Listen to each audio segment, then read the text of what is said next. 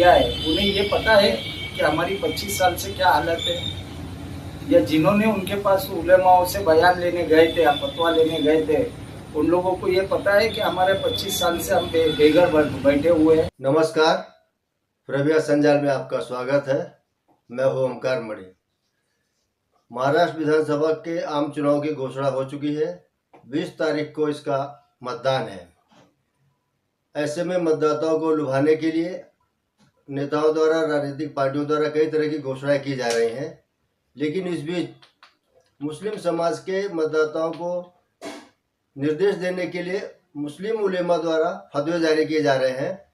किसी विशिष्ट पक्ष को वोट नहीं देने या किसी विशिष्ट प्रत्याशी को वोट देने के लिए, इस बारे में अलग अलग लोगों के विचार हैं।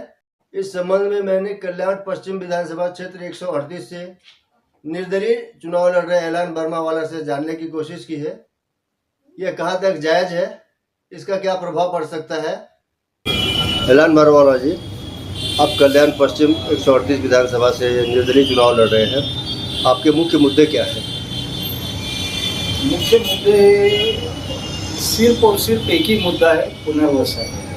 क्योंकि पुनर्वसन के लिए आज 25 साल से कल्याण, खास करके कल्याण वेस्ट 138 विधानसभा क्षेत्र में हजारों की तादाद में लोग पुनर्वसन के लिए इंतजार कर रहे हैं। 2007 में जब सर्वे आया था कि 13,500 लोगों को पुनर्वसन देना है, और JNNURM की योजना भी, जिसका एक भाग है BSUP, जिसके तहत सिर्फ 8,500 मकान बनाकर BSUP योजना में 8,500 मकान बनाकर KDMC आज तक उसी का हस्तांतरण नहीं कर पाई है।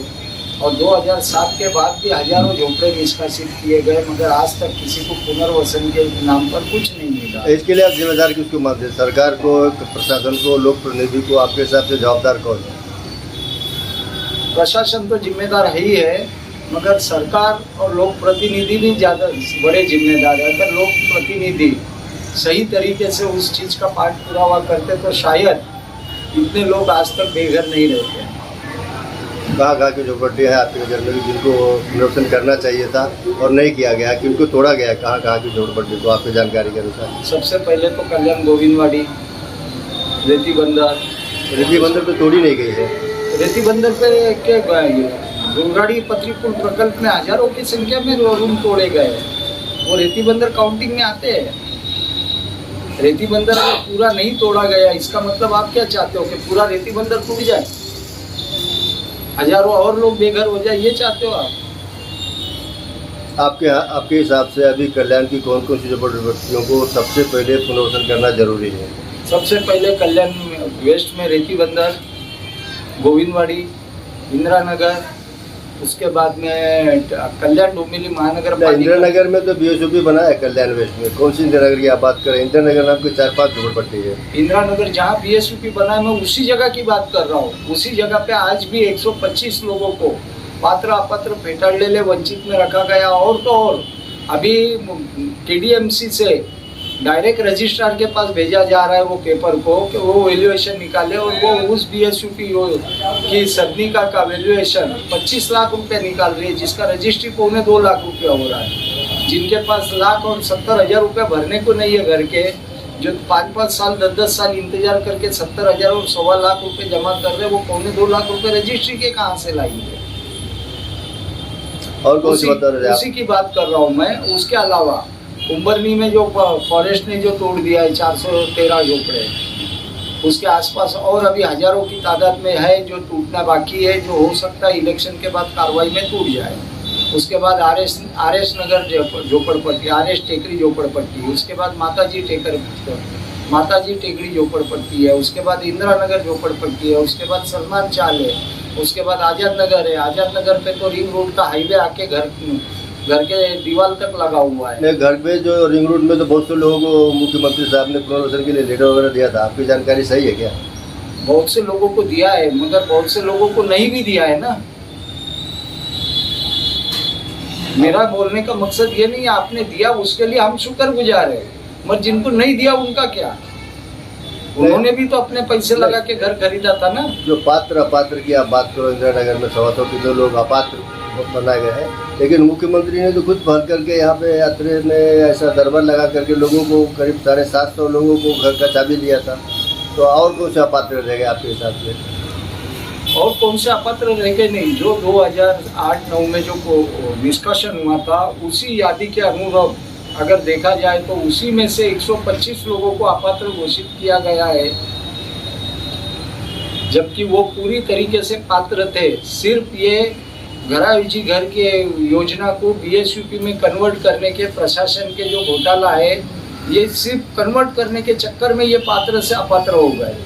नहीं, आपकी तो सामाजिक संस्था है समर्थ नागरिक सेवाभावी संस्था, और आप मेरे ख्याल से पिछले कई साल से इस मूवमेंट को चला रहे हैं झोपड़पट्टियों के बारे में।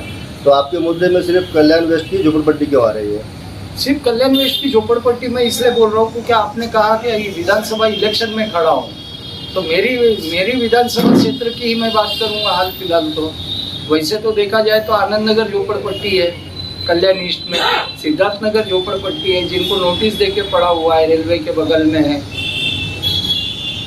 ये सभी निष्कासित होने वाले हैं। मगर जैसे कि अभी ये चुनावी माहौल है और मैं चुनाव में खड़ा हूँ, इसलिए मैं कोशिश कर रहा हूँ कि सिर्फ उसी चीज़ को डिफाइन करूँ जो मेरी हद में आते हैं। तो झोपड़पट्टी के मुद्दे पे आप चुनाव लड़ रहे हैं और झोपड़पट्टियों की समस्या बहुत सी रहती है। आपका मुद्दा खाली पुनर्वसन का है, मतलब जो तोड़ा नहीं गया उनका पुनर्वसन की मांग कर रहे हैं?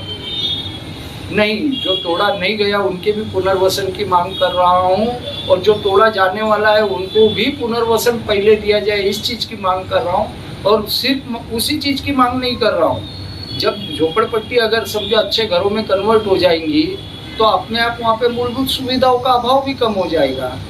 मूलभूत सुविधाएं भी आज आप देखिए, एक कुत्ता भी अगर कहीं बैठता है तो धूम से अपनी ज़मीन साफ करके बैठता है। जब लोगों को आप झोपड़पट्टी से अच्छे घरों में लाएंगे तो आधी सफाई तो वो खुद रख लेंगे और आधी सफाई केडीएमसी करे। मूलभूत सुविधा देना तो सरकार का दायित्व है ना, इसके लिए मांग करने की क्या जरूरत है? ये तो हमारा हक है, हमें मिलना ही चाहिए। आपको समर्थन किसका मिला है? अभी तक हमें सत्याग्रह फोरम, डॉक्टर बाबा साहेब अम्बेडकर संस्था और भी 2-4 संस्था है, और छोटे मोटे जो झोपड़पट्टी के ये है हमारे संगठन के लोग हैं, उनका समर्थन हासिल है। डॉक्टर बाबा साहेब अम्बेडकर पार्टी तो खुद भी कल्याण वेस्ट में चुनाव लड़ रही है। डॉक्टर बाबा साहेब अम्बेडकर पार्टी की बात नहीं कर रहा हूँ मैं। डॉक्टर बाबा साहेब अम्बेडकर के नाम पे बहुत सी पार्टियां चलती है, आरपीआई ये वो है, बहुत सी पार्टियां है, आरपीआई में भी कई गट है।